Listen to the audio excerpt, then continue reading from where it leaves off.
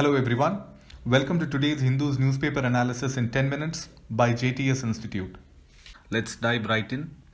Here are the articles for the day that you should be taking note of. The first one is amid disruption, Rajya Sabha passes the competition bill. So the main points are the Competition Amendment Bill 2023 that was passed in the Lok Sabha on 29th of March has been passed in the Rajya Sabha yesterday, that is 3rd of April 2023. A major change in the law will now be to penalize entities engaged in anti-competitive behavior based on their global turnover. So until now, the penalization used to happen based on their domestic turnover. So for example, suppose Google has involved into anti-competitive activities, the penalty on them would be based on Google India's turnover. So now under this new amendment, the penalty will be considered on the Google worldwide. So if you have a company that is earning over 1 or 2 lakh crores, you can expect that penalty to be upwards of thousands of crores instead of a few hundred or a few tens of crores. And this particular change will mostly apply into the tech sector because technological firms are those in the sector that crosses the most number of boundaries. Another point to note is that the bill has reduced the time limit for approvals of mergers and acquisitions from this existing 210 days to 150 days. So, faster approvals of mergers and acquisitions. Now let's see how this is relevant for prelims. See, the possibility of this being asked in prelims is through a correct statements format, considering that it just has a very few amendments that has major significance. So just take a note of them and keep them in mind. What about mains? See, the very significance that there is a major penalization change that is happening through this amendment makes this bill a worthy candidate for UPSC mains. As UPSC can ask you to write about how these penalties can impact future investments or coming of new technological firms or foreign firms into India. Now for the next article, the article is China plans to rename 11 places in Arunachal Pradesh.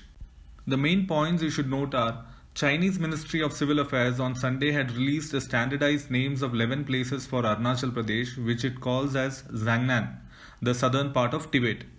And this is done in accordance with the regulations on geographical names issued by their state council, that is China's cabinet. Now, this is the third batch of standardized geographical names for Arunachal Pradesh issued by China. Okay, the first batch of standardized names of 6 places was released in 2017 and the second batch of 15 places was issued in 2021. And as always, India has previously dismissed and also dismissed the current one, the Chinese move of renaming some of these places in Arunachal Pradesh, through which they have been trying to assert that the state has always been and will always be an integral part of India and that assigning any invented names does not alter this fact. Now, how is this relevant for IAS prelims? This article is more relevant for mains than prelims, I would say, as it would be a purely GK question if UPSC decides to ask you what does China call Arunachal Pradesh, and the answer is Zangnan. So just keep to these points in mind and then you will be able to answer what kind of a form of action from China can be expected by India in this geopolitical scenario. Now for the mains, the action is an example of provocations in India-China relations. So anytime you're faced with having to substantiate your argument for aggressiveness from China or giving an answer towards a geopolitical issue between India and China, you can use this particular fact as an example of soft aggression. So this is not something like what happened in Doklam, or this is not an active war scenario. These are all soft aggressions from the part of China. So keep it as this and use it as an example for your answer. The next article is Gaylord note for subsidy for first ever women's cooperative fund. The main points are, this is related to Mahila Nidhi, which is Rajasthan's first ever cooperative fund that was established in Jaipur in August 2022, and it is fully operated by women, and it acts as a complementary body with the formal banking system.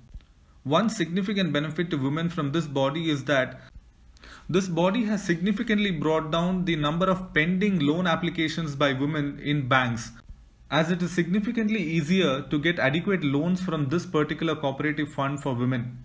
So how is this relevant for prelims? See, it is Rajasthan's first women's cooperative fund. So why can't it be asked in a comparison or a match the following with other states, or even a direct statement form question about 2 or 3 factors about this particular fund and in relation to the state, and they can be like which of the following statements is correct or not. And as far as mains is concerned, this cooperative fund is an example of how decentralized approach towards financial support to various sets of the population can have a more targeted benefit in empowering that particular population. The next article you should look at is Surat Court grants bail to Rahul, suspense sentence.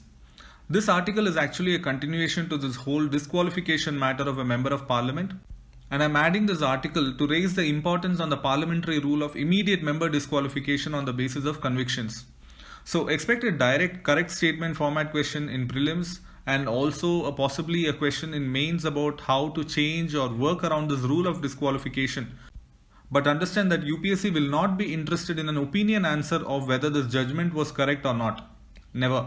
It will always be a factual question. It will be based on either the rule that is in the parliament or based on the law of defamation cases that has been filed and that is against free speech that is coming up. That is one more article that is coming up against that. I'll just mention that as well.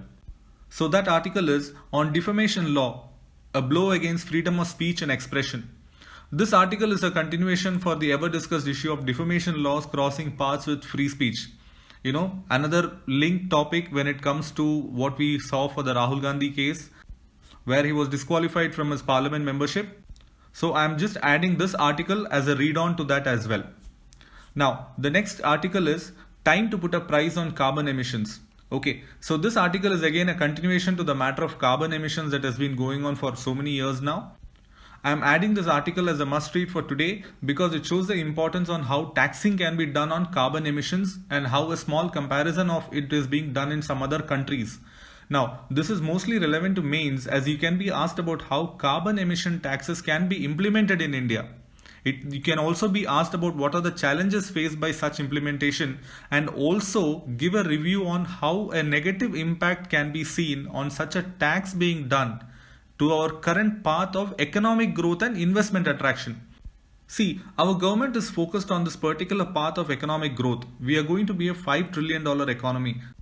There is a lot of investment fairs that is happening in terms of states. So recently we had with Andhra Pradesh, Uttar Pradesh, we had it with Gujarat, Rajasthan investment, Karnataka investment and so on. So if you have taxes on carbon emission that is expected on certain sectors of industries, they can definitely be asking you, will there be any negative impact in terms of foreign investments that are happening or new ventures coming up that will eventually help us in our economic growth? Now, before we finish, let me just mention 2 more articles that should be a added reading for today. The articles are, first, the demand for Scottish independence. It is a completely UK issue, but you should just look into it because a new government has been formed in Scotland and it is asking for a referendum to withdraw from the United Kingdom. The second one is no lack of political will against corruption. It was said yesterday by our Prime Minister Narendra Modi at a program of CBI, Central Bureau of Investigation's Diamond Jubilee celebrations. So those are the articles for today that you should be looking at. And before we complete, if you have liked this video, please do like, share and subscribe to this. Thank you.